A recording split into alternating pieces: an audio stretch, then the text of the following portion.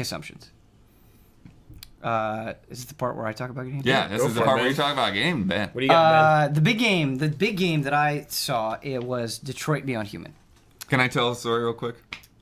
No, let's not. You can tell it afterward, but let's not go into it with that story. That's okay. Yeah.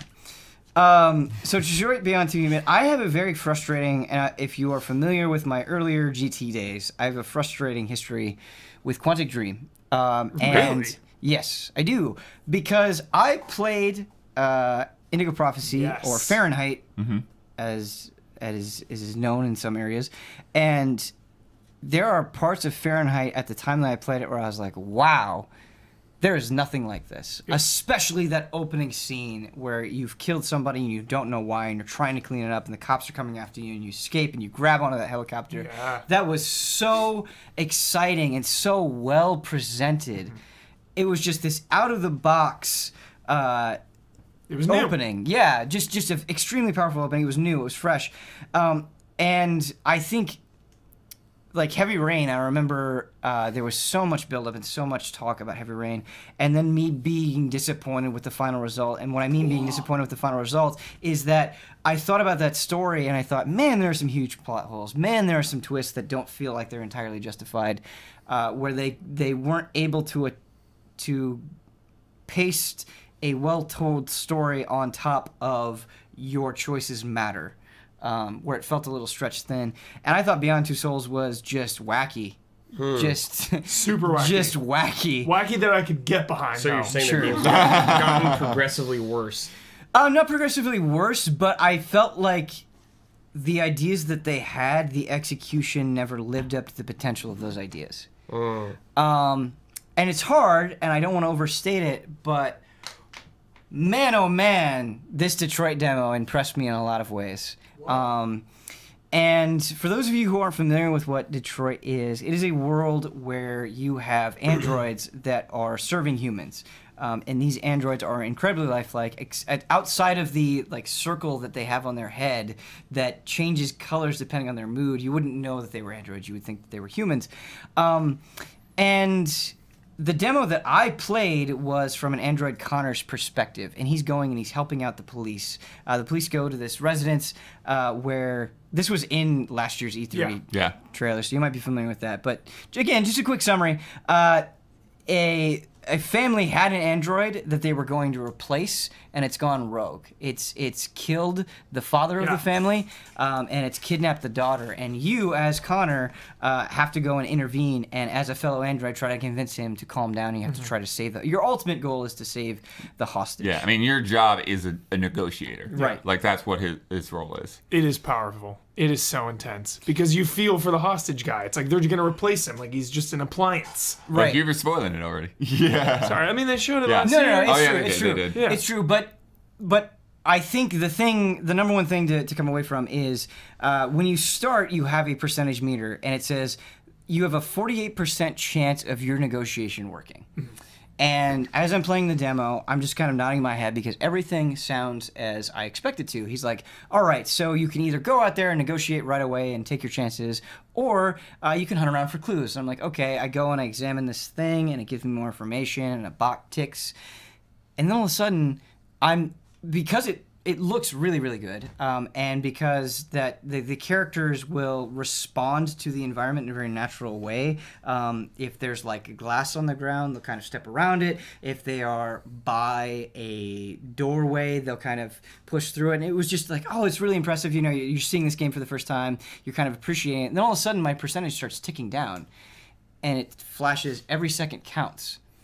And I go, wait, what's happening? And he says, you can go, and there's a lot of things for you to investigate, and all of that will give you tools in this negotiation, but there is a timer. But that timer is not represented by any sort of... There's a hostage situation outside right now. Yeah. Like, you're wasting time. But that time is not represented in the game. Yeah. Well, And- in an indirect way. In an indirect way. Yeah. In an indirect way it is, but there are not numbers ticking Right. down. Yeah. Basically, the longer you take, the more cops get shot. Right.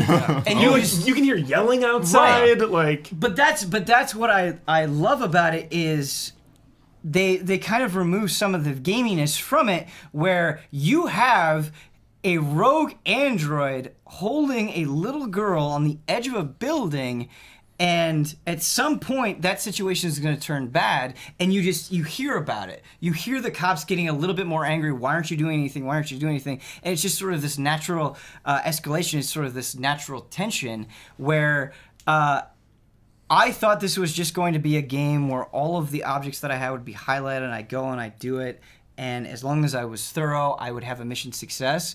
But as I'm doing it, I'm thinking to myself, like, wait, am I examining the right thing? Should I go out there? Right. If I don't go out there right now, is this girl gonna die? And there was this layer of tension, again, with these decisions that I didn't feel was present in other Quantic Dream games, and that is so important. It is so high stakes. We were Yes. talking about that before, during the conference before. And I just love this idea because games, they have trained us, like, even difficult games like Souls, it's like if you die, you get to redo it. Right, Try again. right. This, he kills the girl, he jumps off the building or whatever. Like, you have to live with those consequences. Right. And the story keeps moving. It goes forward. And I love that about it. I think another impressive thing, and again, in a demo, this is an easy thing to do smoke and mirrors on, and so I don't want to fully judge it until the game comes out, but at least right now, the illusion of granularity. And what I mean by that is you can go into the little girl's room, and she has a tablet, and you can watch a video, and you'll learn the name of this rogue android. And it's the only way that you can learn the name of this android. Yeah. And if you don't Because do the that, captain don't care. right, you can Did go you and get even the captain to give you any kind of no, respect? the captain is a total dick. You go up to him and you're like, hey, I'm trying to get some information. And he's like, well, you're just an android. The most important thing is to save the hostage. It doesn't matter what you say to the captain. He doesn't care. But anyway, you go and you use this tablet, you watch this video, and you learn that the rogue android is named... It's named Daniel. Daniel. It's an easy one to remember for me. Daniel. Yeah, there you go. There you go. And if you don't learn the android's name, you go out there and you say, hey, you, what is your name? And this is an android who just wants to feel like a human being, who just wants to be recognized. If you go and you watch that video and you go out there on that scene, you say, hey, Daniel, you address him, and you see it in his face, like, oh, this person recognizes me. Yeah. That's cool. That is a Ben. great moment. That is not just oh, I found the magic bullet that will save this girl. It humanizes this character. Yes, Ben, I cannot wait for this game. Yeah. I love this because I love characters more than plot. Right. And when you come out there and you're like, hey, Daniel, I know you've spent time with this family, like, you can move on from this, and just, it's so emotional. You can relate to it in a sense. Like, there's so many relatable things about this game. Even Right. talking about androids, they're just trying to be human. They're just trying to fit in with society. Like, this game speaks to me. I'm so pumped. Can we So talk about, pumped. there's a little bit of the investigation mechanic. Yes, it's important. It's a little bit, I would compare it a little bit to Remember Me. Because what you do is, so like there's a gun case on the ground, and there's right. some other, like, some bodies that you examine. And so what you do is you kind of, you find the focal points, and they're pretty clearly pointed out to you. But, you look at the bullet holes, you look at the ammunition or whatever. And then in that scene, once you've, like, identified enough points, then Connor can reconstruct kind of a timeline. And then you, like, scrub back and forth on this timeline, and when you're in the right points, then you can hold a button to, like, play that point in the timeline and get more information and, like, fully reconstruct what happened in that moment.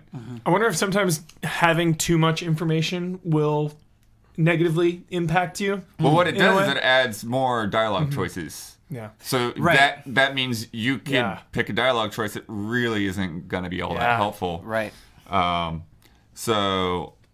So I know you played it twice. Yes, I did. That gets into my biggest criticism of the demo. But before we do that, Yeah. there is one other kind of cool thing that I want to talk about. Is the first time I played the demo, when I went out and I talked to Daniel, and he was at the edge of the roof. I just stayed in place because we were having this conversation, and I assumed, like most games, that when we were in this moment, it was sort of a static thing. It was just about me picking dialogue options. The second time I played it, he says, no, you can keep moving. And you can approach Daniel as you're going forward. And when you do that, you realize, oh, there's an injured cop here.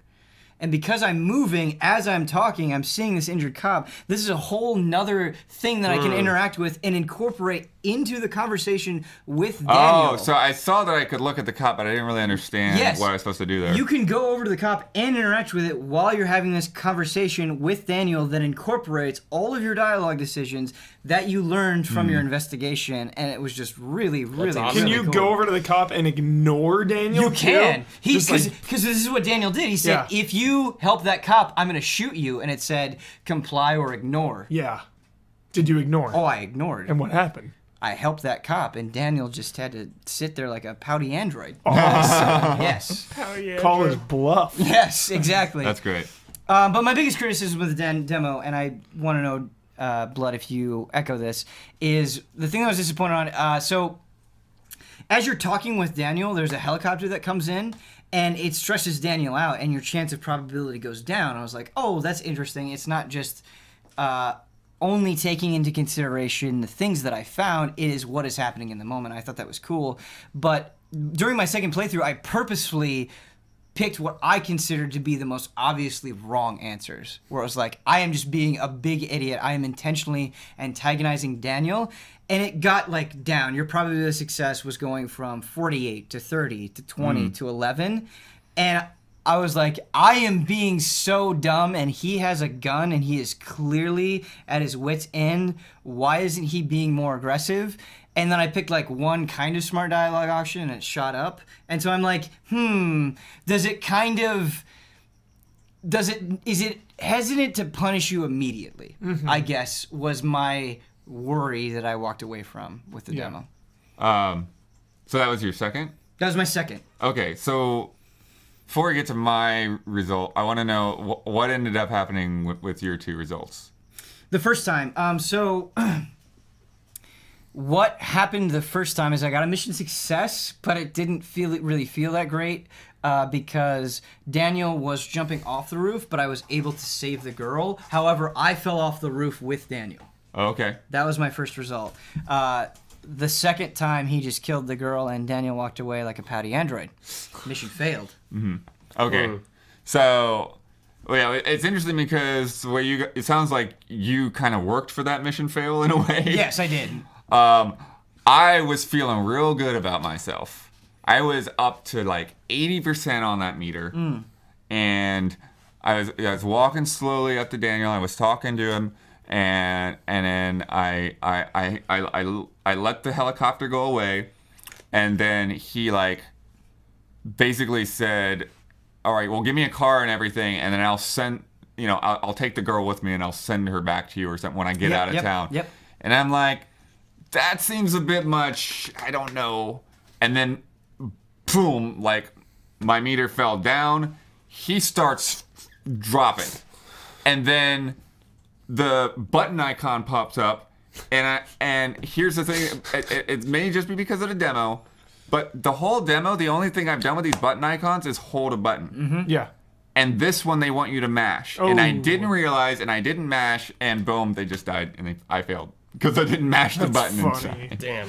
So it's like, Rip. that's the thing where the Huber, it has a consequence, but I didn't really make that choice. I just didn't Right. It wasn't clear what you were supposed to do. Yeah. Well, I mean, it kind of sounds like you can instantly get punished or instantly rewarded too, because the meter shoots up, it shoots down. Like, you never know. People are unpredictable. Right. Like, there seems like an unpredictability, and all you can really do is your best to increase the percentage with the tools you have, the information you have.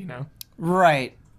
Right. It's just. And like some things you say are going to be more or less valuable than other things you say. Yes, but I went the second playthrough. I went onto that roof with absolutely zero evidence. Even the things that it was shoving right in my face, I ignored, and I picked the most asinine decisions. And that conversation went on for a long time, where it was like, why is Daniel still listening to me rationally, I'm not making any sense whatsoever. It just seemed to last a little bit longer than made sense in the moment. Whereas I didn't have that sensation during the mission success, where it was like, oh, what I'm saying, he's having believable responses to. Okay. Cool. Yeah. Yeah. It's interesting. I can't. When's the date? Is that this year? They haven't. There's no date. There's no date. Have they really this not? game. I know. has I said, been- hey, when's the date? And he's like, I don't know. Also, the other question: does the fish matter? Yes, but no. Okay. Because when I But for context, there's Yeah. a fish flopping on the ground from a busted aquarium, and you can pick it up and put it in a different aquarium. no, but I think this is more important than it seems, because something that the person giving the demo said was you're going to have these moments, these incidental moments Yeah. that do not impact the story or the interaction at all, but you can still do them. And you can put that fish in, you can take the time, this fish that is out of its aquarium, you can pick it up and put it back in, and you can just watch it swim around. This is a character that is going to be interacting with two other characters, Kara and Marcus. And Marcus is leading this revolution. He's saying, we don't need to be enslaved by humans anymore, right? If my Connor, if my android that I'm controlling is somebody that puts a fish in an aquarium or not, that's going to shape my perception of that character and whether or not he would want to join a violent revolution. Totally. Interesting. Yeah. Renegade or Paragon? Yeah, kind of. Renegade or Paragon? Fish or no fish?